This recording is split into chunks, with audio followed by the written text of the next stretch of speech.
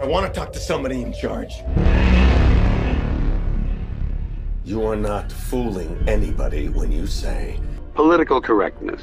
What are you doing? Like, what is this?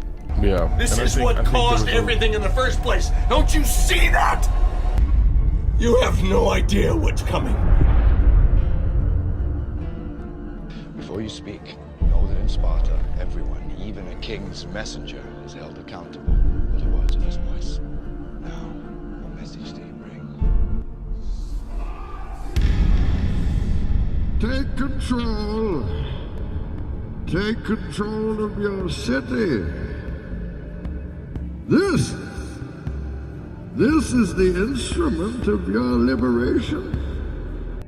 And I think the people who designed our democracy didn't want us in it all the time. Informed, yes.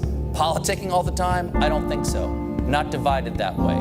But now politics is everywhere, and that takes up precious brain space we could be using to remember all the things we actually have in common. So whether your side won or lost, keep your American flag up, and you can get back to your life. That's a lovely, lovely voice. Let the games begin. Kind of life also calls upon us to make the right kind of choices. Not only must we act in the course of life, but we also have to have good reasons for acting. We have to have good reasons in the sense that our actions have to be something other than merely reactions. Reflection and emotion, at least in adult human beings, are part of the same process. Sometimes the reflection can get more detached, such as when we step back and ask ourselves, what are you doing right now? Do you really want to get this angry at this person right now? Or is this a person you really want to fall in love with? But for the most part, reflection and emotion are intertwined. They're part of the same process.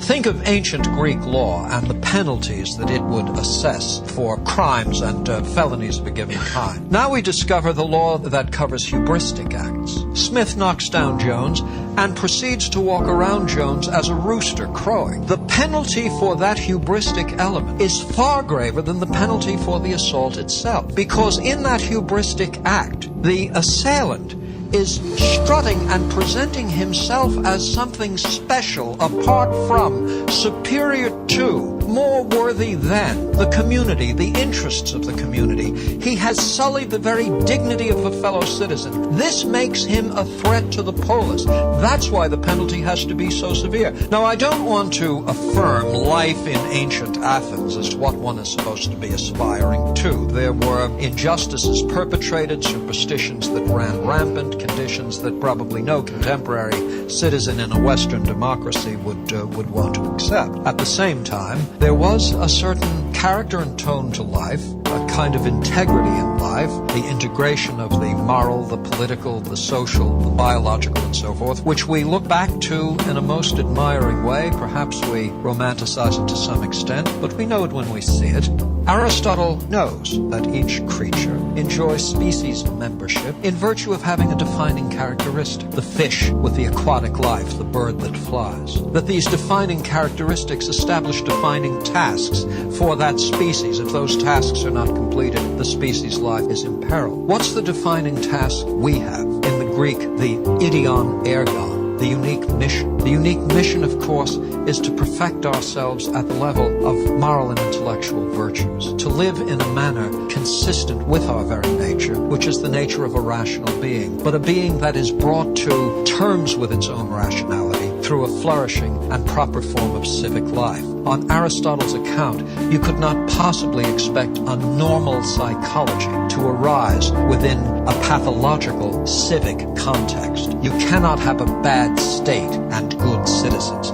You cannot have a bad state and good families, bad families and good citizens. Because, for the most part, in general, on the whole, os epitopuli, the flourishing, realized humanity of the individual is a reflection of the polis itself, its laws, its customs, its values.